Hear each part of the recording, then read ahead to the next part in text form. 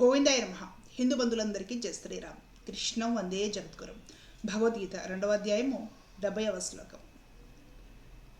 ఆపూర్యమాణమచలం ప్రతిష్టం సముద్రమాపః ప్రవిశంతి యద్వత్ తద్వత్ కామాయం ప్రవిశంతి survey సశాంతిమాప్నోతి న కామకామీ. సమస్త దిశల నుండి పొంగి ప్రవహించుచు వచ్చి చేరిన నదులన్నీయును పరిపూర్ణమై నిశ్చలముగా ఉన్న సముద్రమును ఏమాత్రము చెల్లింపజేయకుండగానే అందులో లీనమగును. అట్లే సమస్త భోగములను స్థితప్రజ్ఞుని యందు ఎట్టి వికారమును కలిగింపకయే వానిలో లీనమగును. అట్టి పురుషుడే పరమశాంతిని పొందును. భోగాసక్తుడు శాంతిని పొందజాలడు. అంటే పరమాత్మ ఏం చెప్పదలుచుకున్నాడు? ప్రాథమికంగా తెలుసుకోవాల్సిన విషయం ఏంటో తెలుసా? భగవద్గీతలో ఎన్నో చోట్ల ఉపమానాలు, దృష్టాంతాలు ప్రకృతిలో నుండి తీసుకొని చెప్తున్నాడు పరమాత్మ. తన సారాంశం ఏంటంటే ప్రకృతి నుండి పాఠాలు నేర్చుకోండి అని చెప్తున్నాడు పరమాత్మ. మనమేం చేస్తాం? నేర్చుకునేది అలా ఉంచడం ముందు ప్రకృతిని సర్వనాశనం చేసేస్తాం. ప్రకృతి నుండి పాఠాలు నేర్చుకోవాలి. ఏం పాఠాలు నేర్పుతుందంటే నీ జీవితానికి ఉపయోగపడి, నీ జీవితాన్ని ఉద్ధరించడానికి, బాగు చేయడానికి, నిలబెట్టడానికి, నీ జీవితాన్ని నీవు తరింపజేసుకోవడానికి కావలసిన శిక్షణ, కావలసిన పాఠాలు ప్రకృతి మనకు నేర్పుతుంది. ప్రకృతి తల్లి వంటిది అని కూడా చెప్పాడు పరమాత్మ. ఇదే భగవద్గీతలో. ప్రకృతిలోనే ఇంకొక ఉపమానం తీసుకొని పరమాత్ముడు చెప్తున్నాడు. ఏం చెప్తున్నాడు స్వామి? అన్ని దిక్కుల తూర్పు వైపున నదులు, పశ్చిమాన, దక్షిణాన, ఉత్తరాన అన్ని దిక్కుల వైపు నుండి నదులు ఎక్కడెక్కడి నుంచో అలా అలా అలా అలా వంకలు, మెలికలు, కొండలు, దిగుళ్ళు, ఎత్తుపల్లాలు ప్రవహించుకుంటూ చివరికి సంగమించేది, కలిసేది ఎక్కడ? సముద్రంలో లీనమవుతాయి నదులన్నీ. అవునా? రకరకాల నుండి దిక్కుల నుండి నదులు వచ్చే సముద్రంలో కలుస్తాయి. ఎన్ని దిక్కుల నుండి ఎన్ని రకాల నదులు వచ్చి సముద్రంలో కలిసినా, సంగమించినా సముద్రం మాత్రము అల్లకల్లోలం అవ్వకుండా అలాగే నిబ్బరంగా, నిశ్చలంగా, గంభీరంగా అలాగే ఉంటుంది. అవునా కదా?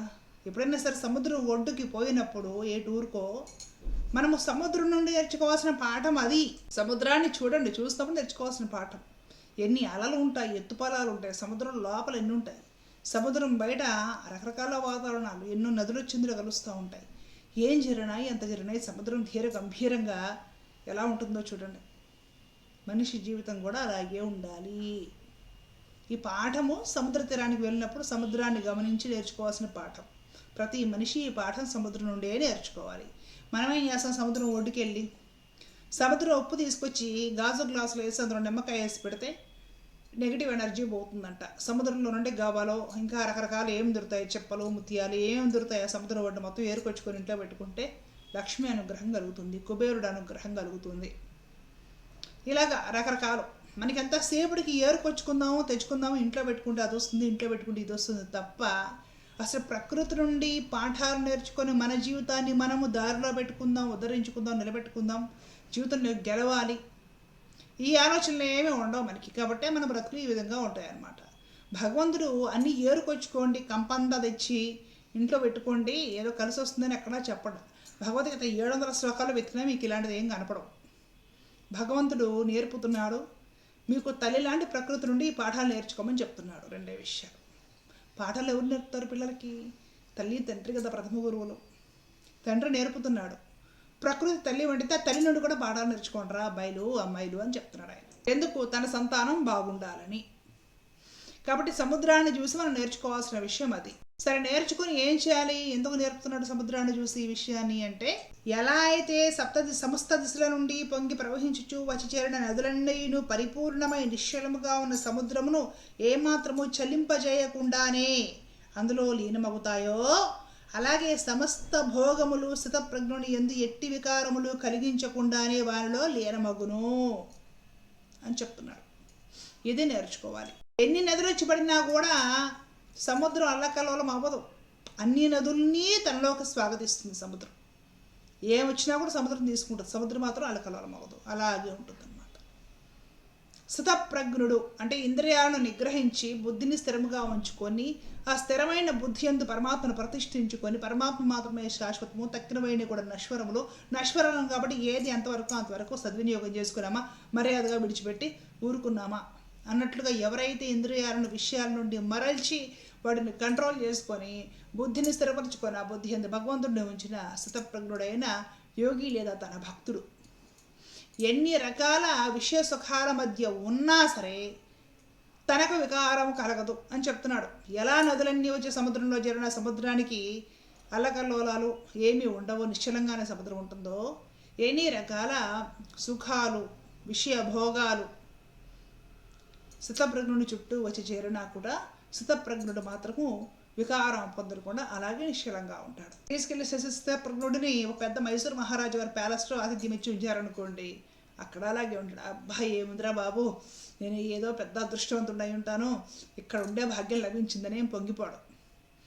తన పని అంతవరకు తన పని చూసుకుంటాడు. అక్కడ పెట్టిన కాసేపులో లాక్కెళ్ళి గుడిసులో పెట్టారనుకోండి, అక్కడ కూడా తన పనులేవో తను చూసుకుంటాడు. అంటే ఏంటంటే ఎన్ని కనపడుతున్నా వేడిని అనుభవించాల్సి వచ్చినా అది మంచి అయినా చెడైనా కష్టమైన సుఖమైనా తనకి వికారం కలిగించడం లేదు. దీనికి మనం మంచి ఎగ్జాంపుల్ రామాయణంలోనే తీసుకోవచ్చు. రాముల వారిని పిలిచి దశరథ మహారాజు వారు తెల్లారితే నిన్ను రాజ్యాభిషిక్తుడిని చేస్తున్నాను, సింహాసనం మీద కూర్చోబెడుతున్నాను, కాబట్టి నీవు ఈరోజు రాత్రి ఉపవాసం ఉండి నీ ఇంట్లో నీ భార్యతో కలిసి పూజా మందిరంలో శయనించు, భూతల్పం అంటే కింద పడుకొని బ్రహ్మచర్యం పాటించు, రేపొద్దున నీకు చక్కగా అభిషేకం అవుతుంది, రాజ్య సింహాసనం మీద కూర్చోబెడతామని చెప్పాడు. సరే అనేసి వారు తండ్రి గారికి ఒక నమస్కారం చేసి తన ఇంటికి వెళ్ళి తండ్రి గారు చెప్పినట్టే చేశాడు రాముల వారు. తెల్లారి పొద్దున్నే పిలిచి కైక అడవులకి వెళ్ళిపోవాలి, నారబట్టలు కట్టుకోని చెప్పేసింది. ఏమీ అనిపించలేదు దానికి. సరే అట్లాగే చేస్తా, నారబట్టలు కట్టుకొని అడవులకి వెళ్ళిపోయాడు. ఏ వికారమూ లేదు మనసులో, ఏ మనోవికారము లేదు మనసులో. ఇంకొకళ్ళు అయితే అంత హంగామా చేస్తారు. కారణం ఏమిటి అంటే రాముడు స్థితప్రజ్ఞుడు. రాముడి బుద్ధి ఎప్పుడు స్థిరంగా ఉంటుంది. ఇహలోక విషయాల గురించి, ఏవో ఇంద్రియ సుఖాల గురించి, వాటి గురించిన వెర్రి వ్యామోహం వెంపర్లాట రాముల వారికి మనకి కనపడదు. రామాయణం తన పరిస్థితి ఎట్లా ఉన్నా, ఏ సిచ్యువేషన్ ఫేస్ చేయాల్సి వచ్చినా కూడా తన బుద్ధి విచలితం అవ్వకుండా అలాగ స్థిరంగా ఉండి తను చేయాల్సిన తాను చేస్తాడు. అంతవరకు తన ఆచరణ తాను తప్పకుండా చేస్తూ ఉంటాడు. తన బుద్ధి మాత్రం విచలితం అవ్వకుండా ఉంటుంది. కారణం ఏమిటంటే రాముడు స్థితప్రజ్ఞుడు. రామాయణంలో మనకు ఆ విధంగా కనపడుతుంది. చక్కగా ఎన్నో ఘట్టాలు లాంటివి ఉంటాయి. నీవు ఏ పరిస్థితిలో ఉన్నా ఆ పరిస్థితి శాశ్వతము కాదు. నీ చుట్టుపక్కల ఎన్ని వస్తువులు అనుభవించడానికి ఈరోజు ఉన్నా అవేమి శాశ్వతములు కాదు. వాటి వలన నీకు దొరికే సుఖము ఆనందము శాశ్వతమైనవి కాదు. రేపు అవి లేకపోతే నీకు కష్టం అనిపిస్తే ఆ కష్టము శాశ్వతంగా ఉండదు. దాని వలన నీకు కలిగే బాధ ఇబ్బంది కూడా శాశ్వతమైనది కాదు. శాశ్వతమైనవి కానప్పుడు వాటి కోసం వెంపర్లాట స్థితప్రజ్ఞునికి ఉండదు. మామూలు మాయామోహాలను పడిన జనాలకు ఉంటుంది. కాబట్టి పరమాత్మ ఇక్కడ చెప్తున్నాడు, అలా అంటే స్థితప్రజ్ఞుడి స్థితికి వెళ్ళిన యోగి లేదా భక్తుడు ఎవరైతే ఉంటాడో అలాంటి జ్ఞాని, అతడి చుట్టూ ఎన్ని ఇంద్రియ విషయాలు ఒకవేళ ఉన్నా సరే అతనిలో ఏ వికారము కలిగించదు. అనుభవించాల్సి వస్తే దాన్ని అలాగా అనుభవిస్తాడు కానీ దాన్ని ఏం పట్టుకోడు, అంటే సంఘం అంటించుకోడు. ఇది గుర్తుపెట్టుకోవాలి. సంఘం అంటించుకున్నావా బాధలు, సమస్యలు, ఇబ్బందులు, కర్మబంధాలు, జన్మల పరంపరలు ఇవి కంటిన్యూ అవుతుంటాయి. అదే అంటించుకోకుండా స్థితప్రజ్ఞుడిలా ఉన్నావా అప్పుడేమవుతుంది? ఇదో కృష్ణుడు చెప్తున్నాడు, అట్టి పురుషుడే పరమశాంతిని పొందును, మహా ఆనందంగా శాశ్వత సుఖాన్ని అనుభవిస్తూ ఉంటాడు. భోగాసక్తుడు శాంతిని పొందజాలడు. ఈ వెంపర్లాడ ఎవరికి ఉంటుందో వాళ్ళు ఎప్పటికి కూడా శాశ్వతమైన శాంతి కలగదు. ఏదో వస్తువు కోసం పాకులాడ, అది దొరికింది కాస్త ఆనందం, రేపు ఇంకొక సమస్య, దానికోసం ఇంకొక పాకులాడ, ఇంక ఎప్పుడూ ఉంటూనే ఉంటాయి. భోగాసక్తుడు, విషయాల మీద విశేషంగా ఆసక్తి ఉన్నవాడు ఎప్పటికీ సుఖంగా శాంతిగా ఉండలేడు. ఎవరైతే స్థితప్రజ్ఞుడు ఉంటాడో అలాంటి మహాపురుషుడు పరమశాంతితో పరమ ఆనందంతో శాశ్వత సుఖాన్ని అనుభవిస్తూ ఉంటాడు. కాబట్టి ఏది కావాలి? శాశ్వత సుఖం కావాలంటే ఇంద్రియ నిగ్రహం అవసరము. లేదండి అశాశ్వతమైన సుఖాలు అంటే పరుగులు పెడుతూ ఉంటామండి మేము, దేవుడిని కూడా అందుకే వాడుకుంటామండి మేము అనుకున్న వాళ్ళు భోగాసక్తులు. వాళ్ళకి ఎప్పటికీ ఉండదు మనశ్శాంతి, ఎప్పటికీ ఉండదు ఉండదు ఉండదు. కాబట్టి ఏది శాశ్వతమో తెలుసుకొని ఆ శాశ్వతత్వం కోసం ప్రయత్నం చేయమని, దానికోసం కూడా ప్రకృతి నుండి పాఠాలు నేర్చుకోమని ఈ శ్లోకంలో స్వామి సముద్రాన్ని ఉదాహరణగా చెప్పారు. సముద్రం నుండి మనం నేర్చుకోవాల్సిన నీతి ఇది. సముద్రంలో ధీర గంభీరంగా సర్వకాల సర్వావస్థలు యందు కష్టాలు కడగండ్లు ఎన్ని వచ్చినా అలాగే ఉండాలి, సుఖాలు ఆనందాలు ఎన్ని ఎదిరినా అలాగే ఉండాలి. అలా ఉండడం కోసమే సాధనన్నీ కూడా అది తెలుసుకోవాలి మనం. ధర్మో రక్షత రక్షత. జై శ్రీమన్నారాయణ. కృష్ణార్పణ.